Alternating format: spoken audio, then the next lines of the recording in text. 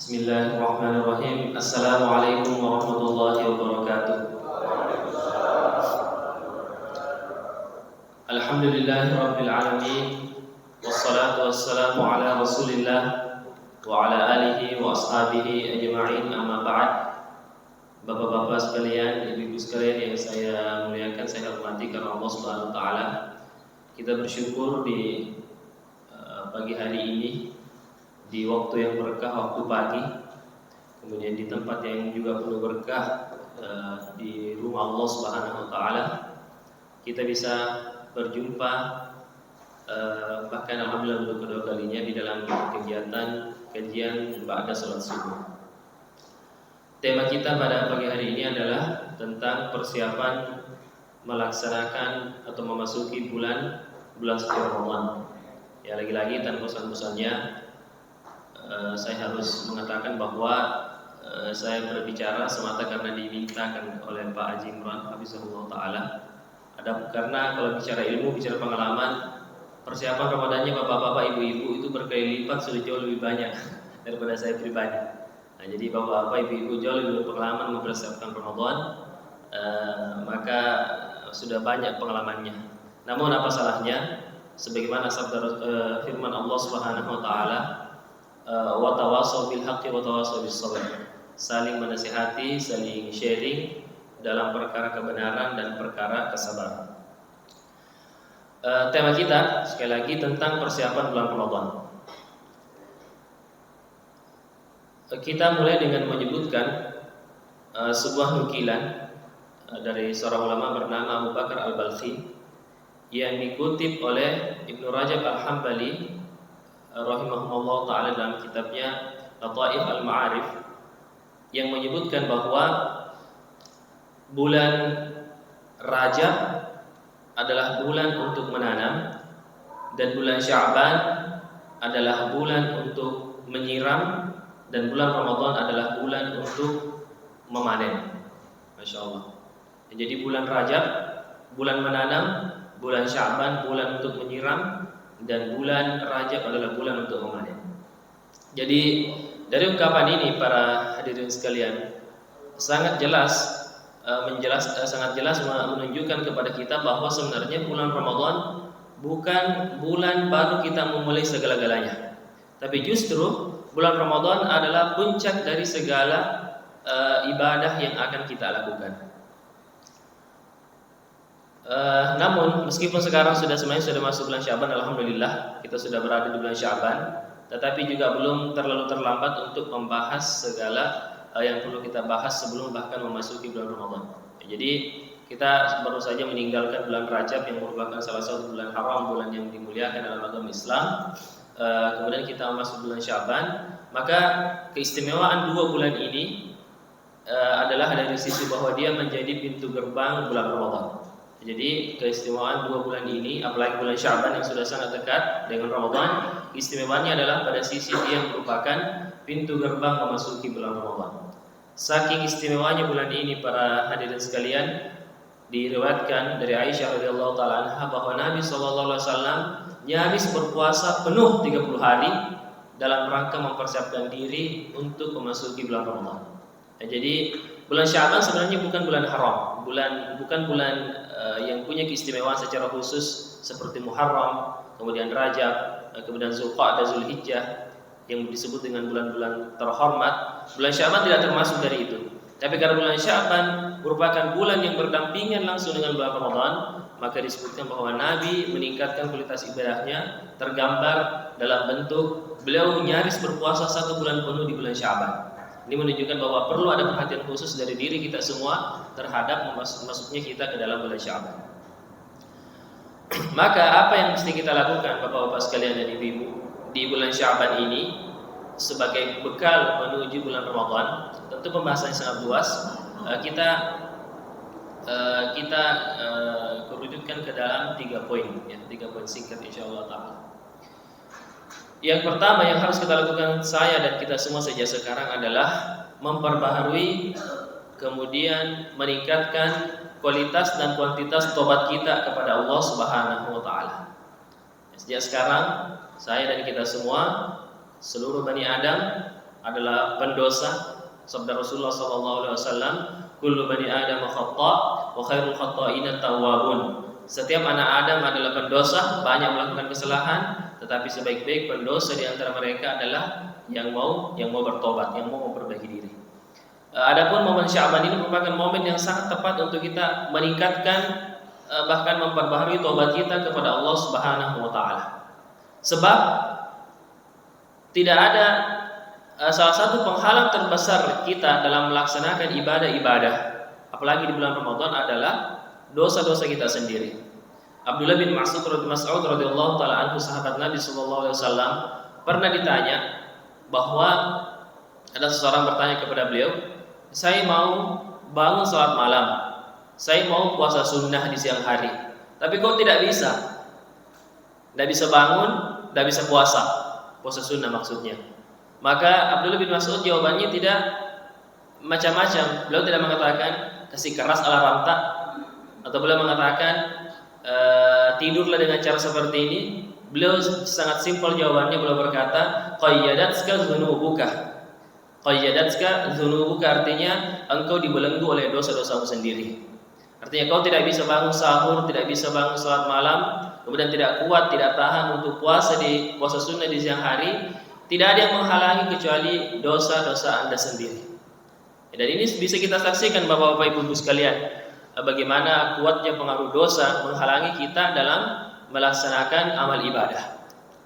Di dalam ungkapan lain misalnya perkataan Utsman bin Affan yang sangat populer, beliau berkata, "Lau tahurat qulubuna ma syabi'at min kalamillah." Seandainya hati kita ini bersih, maka dia tidak akan pernah kenyang dari membaca kitabullah, membaca Al-Quran. Nah, sedangkan kita lihat di sebaliknya, kita semua, saya dan kita semua ini umumnya, bahwa kalau kita baca status, baca koran, kalau misalnya ada lagi orang baca koran kayak sekarang, buka status, buka Facebook, di scroll tidak ada ujungnya. Yang seandainya dikonversi itu Facebook, mungkin sudah seperti 2 juz, tidak bisa habis itu 2 juz Facebook. Nah, tapi kalau kita baca Al-Quran, nah baru 2 halaman, wah, sudah ngantuk, sudah capek, dan seterusnya. Kenapa? Kata Utsman bin Affan, "Lau tahurat qulubuna ma syabi'at min kalami rabbina." Seandainya hati kita bersih, pasti dia tidak akan bisa kenyang, lapar terus untuk membaca Al-Quran. Nah, begitu pun perumpamaannya untuk ibadah-ibadah yang lain. Sekali lagi, tidak ada yang menghalangi kita melaksanakan ibadah secara maksimal kecuali dosa kita sendiri. Betul, terkadang ada faktor biologi, faktor misalnya kecapean atau faktor sibuk, itu masih bisa dimaklumi, masih bisa diatur persoalan manajemen. Tapi yang paling dasar adalah bagaimana dosa-dosa kita sendiri itu yang menghalangi kita dari memperoleh taufik Allah untuk beribadah secara maksimal. Maka sudah merupakan hal yang paling tepat di menjelang bulan Ramadan ini, jangan sampai dosa-dosa kita malah membuat kita gagal meraup pahala yang sebesar-besarnya, karena baru buka Al-Quran, target khatam 3 juz, target khatam 3 kali, nah, baru ini sudah ngantuk, mau tarwi maksimal belum apa-apa sudah capek, dan seterusnya. Tentu dosa-dosa terbagi 2 lagi, dosa-dosa kita kepada Allah Subhanahu wa taala, maka cukup kita, artinya cukup dalam artian bukan meremehkan, tetapi yang jelas kita mengakui kesalahan kita kepada Allah dan bertekad untuk tidak mengulangi lagi, maka itu adalah bentuk taubat kita. Adapun taubat kita atas dosa-dosa kita kepada sesama manusia adalah dengan kita tentu mengakui kesalahan kita kepada Allah, tapi juga mengembalikan hak yang telah kita ambil dari saudara-saudara kita. Kalau kita ambil hartanya, kita kembalikan. Kalau kita pernah sakiti hatinya, kita minta maaf dan sebagainya. Itu yang pertama, Bapak sekalian.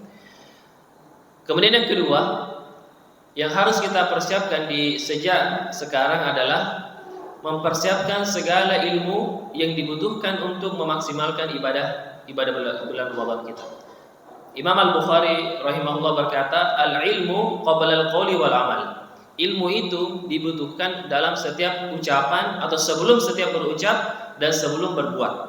Nah, sedangkan bulan Ramadan ini penuh dengan perbuatan, Masya Allah, penuh dengan amal soleh. Maka pastikan jangan sampai ada amal soleh yang kita lakukan di bulan musim kebaikan seperti bulan Ramadan, tetapi ternyata tidak dilandasi dengan ilmu. Atau dalam ungkapan yang lain, jangan sampai gara-gara ilmu kita kurang, malah ibadah kita di bulan Ramadan itu menjadi tidak maksimal. Bagaimana contohnya? Ya, kita ambil contoh misalnya betapa banyak misalnya kesalahpahaman di tengah-tengah masyarakat tentang ibadah puasa, tentang ibadah tarwih, tentang ibadah zakat, yang seandainya dia tahu ilmunya, maka dia bisa melejit lebih maksimal ibadahnya di bulan Ramadan. Atau bahkan yang lebih parah lagi, betapa banyak ibadah yang bahkan batal. Ya, ibadah bahkan yang batal, padahal dia misalnya bahkan ibadah wajib, malah dia tunaikan atau laksanakan secara salah karena dia tidak punya ilmunya. Contoh sederhana, salah satu pemahaman yang beredar di tengah-tengah masyarakat, misalnya ya tidak apa-apa ini karena di hadapan bapak-bapak, ibu-ibu, sudah orang tua semua, misalnya ada pemahaman, sebatas yang kita mengetahui, ada pemahaman bahwa orang junub, kalau junub sampai azan subuh, berarti hari itu dia tidak bisa lagi berpuasa. Laki-laki maupun perempuan, ada, saya tidak tahu kalau di kita di sini, tapi di antara pemahaman yang beredar bahwa kapan orang junub kemudian sudah azan subuh, kemudian dia belum mandi wajib, maka hari itu dia tidak bisa berpuasa. Ini pemahaman yang jelas keliru, karena kalau ilmu yang benar adalah bahwa dia cukup segera mandi, sholat subuh, dan dia silahkan berpuasa. Contoh seperti itu. Betapa sayangnya misalnya kalau ada betul-betul bapak-bapak, ibu-ibu yang tidak berpuasa gara-gara junub, di subuh hari sebelum masuk waktu sholat subuh, akhirnya dia tidak melaksanakan kewajibannya, padahal dia wajib berpuasa pada hari itu. Misalnya lagi tentang ibadah sholat tarwih, misalnya Rasulullah SAW bersabda, man qama ma'al imam hatta yansharif kutiba lahu qiyamul lailah. Bahwa Rasulullah bersabda, siapa yang sholat bersama imam sampai imamnya selesai sholat, maka dia dicatat sholat sepanjang malam. Siapa yang sholat tarwih bersama imam dari awal sampai akhir, meskipun dia sholatnya mungkin cuma sejam 2 jam, tapi karena dia sholat bersama imam, bersama jamaah dari awal sampai akhir, maka dia sudah seperti sholat sepanjang malam, seperti sholat 8 jam lamanya misalnya. Dan mohon maaf, yang terjadi juga di tengah-tengah masyarakat kita, terkadang misalnya ada yang alhamdulillah punya kebiasaan sholat tahajud.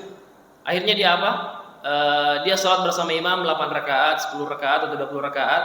Imamnya baru masih mau witir 3 rakaat, dia malah pulang. Dia mengatakan, saya mau witir sendiri di rumah. Akhirnya apa? Dia kehilangan keutamaan mendapatkan sholat satu malam penuh, gara-gara dia misalnya tidak tahu ilmunya bahwa yang dianjurkan pada saat itulah sholat bersama imam dan bukan meninggalkan imam, meskipun kita punya ibadah rutin sendiri di rumah kita masing-masing. Terus kita sudah ambil satu contoh tentang pelaksanaan puasa, kesalahan dalam pelaksanaan ibadah puasa, demikian pula dalam pelaksanaan ibadah salat tarawih. Maka dan ini sangat banyak, tentu tidak bisa kita bahas semuanya. Adapun sekarang di Makassar atau bahkan di tempat kita di Indonesia ini secara umum, alhamdulillah, menjelang Ramadan salah satu kebiasaan yang sangat baik adalah adanya yang namanya pengajian khusus membahas seputar Ramadan, ya. Di Makassar ini sudah alhamdulillah setiap tahun banyak sekali kegiatan-kegiatan seperti ini, bahkan dibahas dalam 1 hari 2 hari, materinya lengkap, membahas tentang khusus ibadah tarwih, ibadah puasa, kemudian zakat, kemudian Lailatul Qadar, iktikaf dan seterusnya. Maka langkah baiknya kita tidak mencukupkan diri dengan apa yang kita peroleh subuh ini, karena ini masih cuma pemantik. Adapun ketika ada kegiatan-kegiatan semacam itu, maka mari kita upayakan hadir semaksimal mungkin supaya kita punya ilmu yang memadai dalam memasuki bulan Ramadan.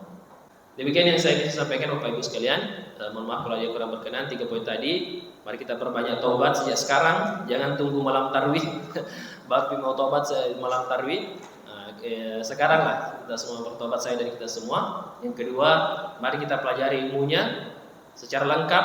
Kemudian yang ketiga, mari kita pemanasan dan latihan sejak sekarang. Semoga Allah memberikan kita taufik untuk melaksanakan ibadah semaksimal mungkin. Subhanallah wa bihamdihi, asyhadu an la ilaha illa anta, astaghfiruka wa atubu ilaik. Assalamualaikum warahmatullahi wabarakatuh. Waalaikumsalam.